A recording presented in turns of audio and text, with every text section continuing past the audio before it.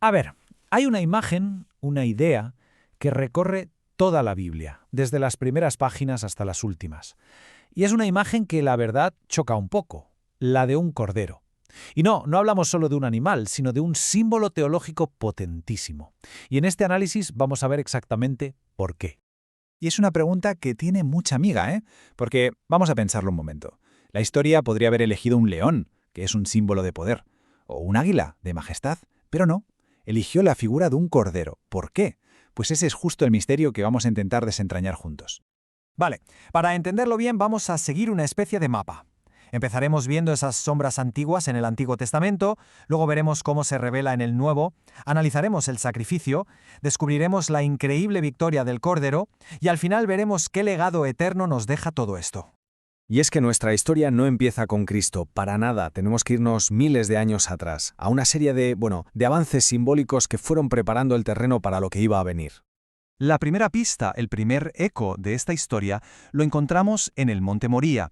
Justo en el momento en que Abraham está a punto de sacrificar a su hijo, Dios interviene y le da un sustituto, un cordero. Y justo aquí, se planta la primera semilla de una idea que va a ser fundamental. Es Dios quien proporciona el sacrificio. Varios siglos después, en Egipto, la imagen se vuelve mucho más clara, mucho más nítida. Hablamos del Cordero de la Pascua. Su sangre, untada en las puertas, protege de la muerte. Se convierte en el símbolo de la redención y la liberación para todo el pueblo de Israel. El patrón ya se ve claro, ¿verdad?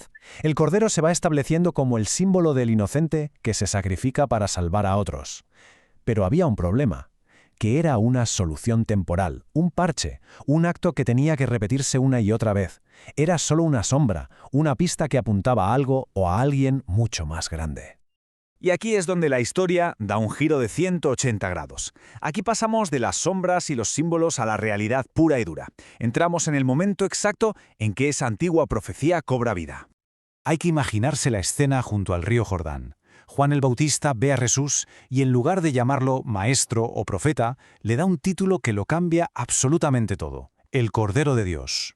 Con solo esas palabras, estaba conectando siglos de sacrificios y profecías con una única persona, que estaba allí mismo, delante de todos. Y fijaos bien en el alcance de lo que dice. Juan no dice un cordero, como uno más, dice el Cordero de Dios.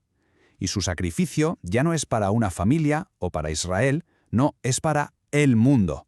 El símbolo pasa de ser algo local a ser universal, y de ser algo temporal a ser algo definitivo.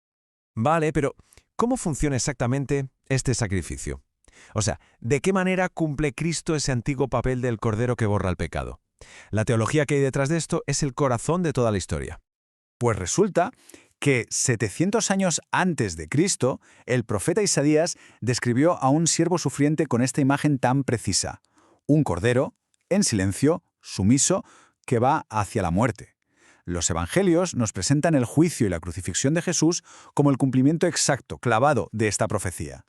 Y aquí llegamos al quid de la cuestión. La muerte de Cristo no se presenta como la de un mártir sin más o un ejemplo moral, no, se presenta como un sacrificio sustitutivo. La lógica es simple, pero es muy profunda. El inocente se pone en el lugar del culpable, paga una deuda que no es suya para que el deudor pueda quedar libre.